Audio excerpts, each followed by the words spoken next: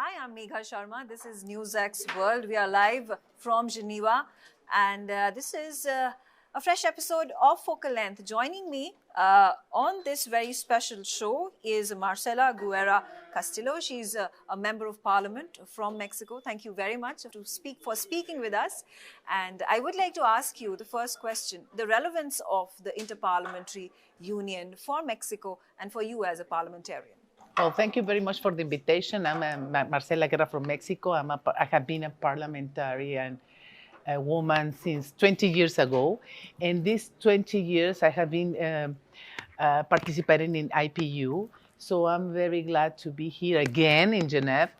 But I'm going to tell you something. This institution is very important for us because they give us a lot. They give us the light to do or work as a parliamentarian, to make the accountability, to make laws, to make to have more elements for the debate, and always being in Geneva or in other part of the world as a IPU member is very significant because they always have a new concepts to learn and to put over the debate on the world. You know what I mean? Yes. So we have to discuss about poverty. We have to discuss about women equality. We have to discuss about the participation of young politicians. We have to of a crisis, over wars, over everything. So it's very important to see what happened in the world and to see what is, to understand what other parliaments are doing that we can share or we can take from them. So Yeah. it is good. It is nice. Yeah. I also wanted to discuss about the theme of the 151st Assembly of the IPU this year. We're talking about humanitarian aid, we're talking about human rights in wake of the crises and the conflicts that are emerging, whether it is the Middle East or we talk about Europe and where Ukraine and Russia have taken center stage and other parts of the world as well. How can you as a parliamentarian have an action plan and take steps to end these conflicts and particularly aid these people who are in conflict and seeking humanitarian aid? Yeah, well, the humanitarian action is very important, and we have to take all the rules. We have to respect them, and we have to put it on our internal rules also, on the internal laws. And the problem, the crisis that we are having now, the radicalization of thinkings, of actions, it's a very, very, I don't know how to say in English. If you help me, tell me. Yeah. But it's very touchful. Yeah, touching, yes. Touching, and we have to take care. We have to. It's not only a debate. We have to take an action about that. For instance, now we have a group, a task force group for dialogue between Ukrainian and Russians because of the thousands of children that are missing. So here we are making an effort to convince them that those children has to be tested by UNICEF, for instance, to return with their families, la reunificación familiar, the family reunification. And that means that we have to have a procedure of a political procedure, correct diplomacy, to get that goal. And we hope that in Turkey we can advance a little bit more because there are so many children that are missing. And those children, most of them have been on the hands of international crime. Other by adoption, illegal adoption, and other trafficking. That is trafficking, also massive trafficking, trata, trafficking, and others, probably they are dead. So that's the reality. Yes. It's very sad, but it's the truth. Talking about artificial intelligence, Yes. which has become the global flavor. It has its risks, it has its advantages. How is Mexico using its governance model and framing policies to regulate AI and to inculcate it as well? Now we're in a big debate about it. It's a new issue for the whole world. We have some countries, as the United States, that is developing a lot of technology, China, but we have to not only have to observe, we have to take a governance over that, and we have to see all the risk, and we have some. We are preparing a kind of laws about it, but not. We cannot.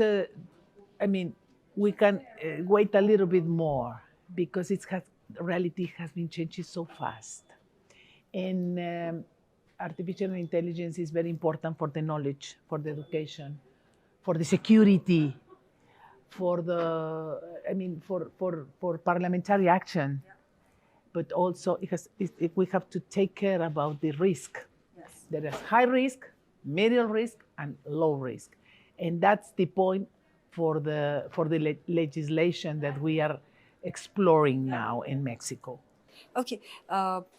Of course, talking about the trade war that has been inflicted by US President Donald Trump has impacted Mexico, has impacted Canada. There is a trade agreement between US, Mexico, and Canada. You're talking about the TechMex, the commercial? Yes. Oh, this could be that.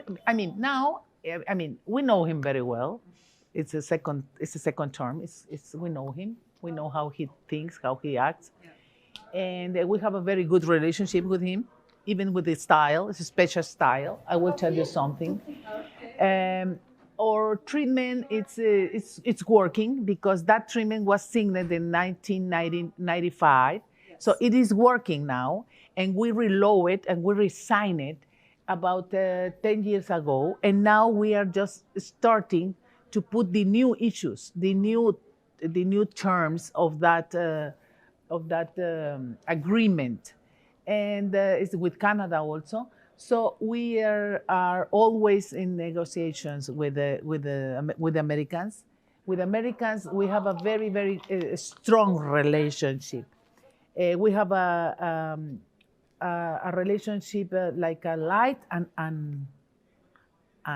light and dark. And dark. Yes. But it's more light than dark because we have a border of 3,000 kilometers. Yes. And that border is very intensive activity in commercial. That means about millions of dollars by minute. Yeah. Because we have a chain of value of industrial car, of food, everything. So we have a very strong relationship commercial. But we have also some rasposo, I don't know how to say in English, risk, desafíos. Yes. Okay. Desafíos. Yes. How do you say desafíos in English? The affairs where we talk about diplomacy, or we talk about people to people. No, the desafíos that we are like, we have a lot of things to work with. Migration. Yeah. The migration. Yes. 40 million of Mexicans live in the United States. Yes. 40 million of the first generation. Now, most of them have the two nationalities. So they are legal. 4 million, they are irregular, illegal. So that's the point. So always we have to talk at the whole levels with the authorities of the United States, especially with the ICE, to respect the human rights, because those people have rights. Just we demand from them the respect of the human rights. But they have the right, because the immigration system is internal political, internal.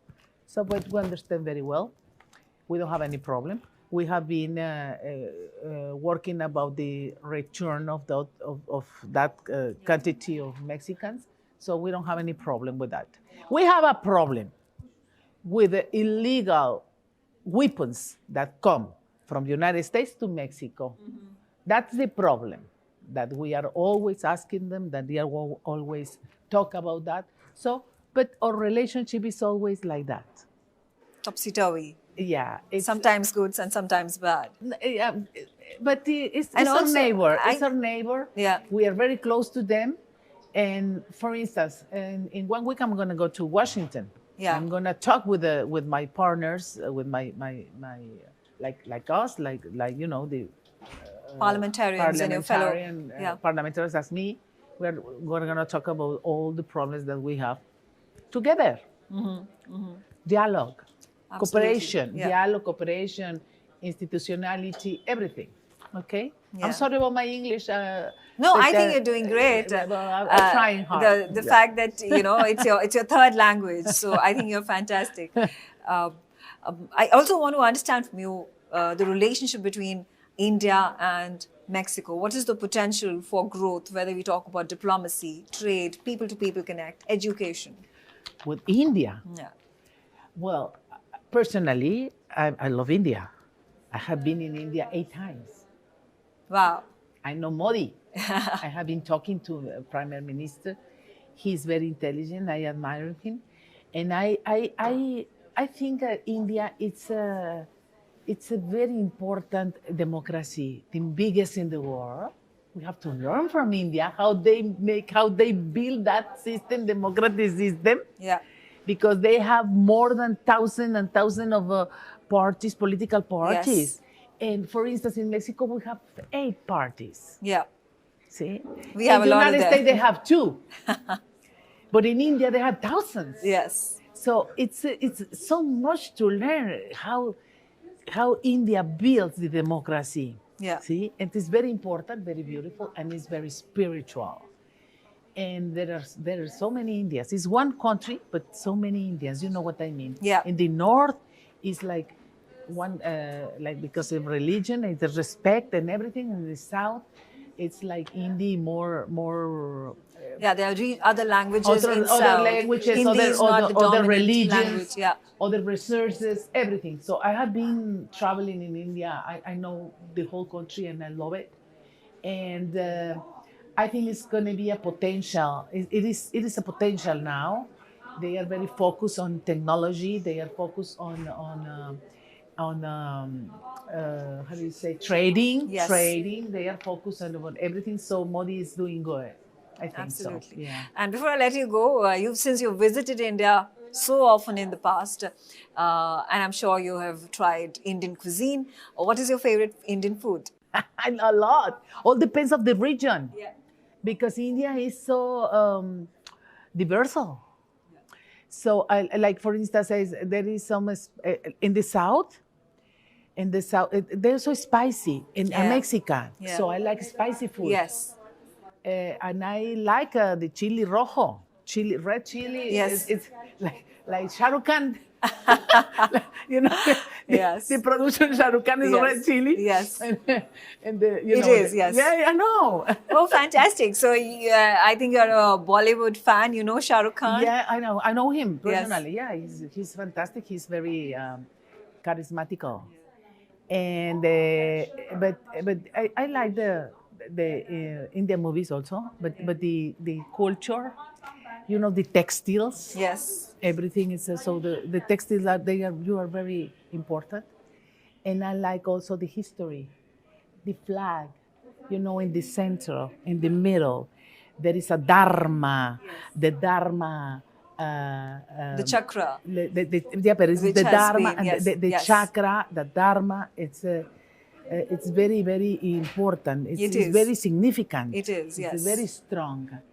And people, I know about the gods of India, some of them, and Kali. I like Kali because like parliamentary woman, we are like Kali. Absolutely. That's a great analogy. You understand Kali? Yes. Like we have to fight a lot. Yes. With the monsters.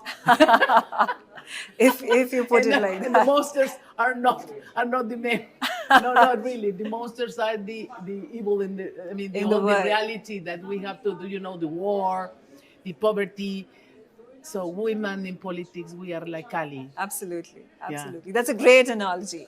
On that note, I will end this interview. Thank you very much for joining me on NewsX World and speaking to us about India, about the topics that are relevant to you as a parliamentarian, about the IPU and your country, and how it is growing in terms of the technological advancements and how you're absorbing it and how you're building frameworks around it. Thank you very No, much. thank you to you.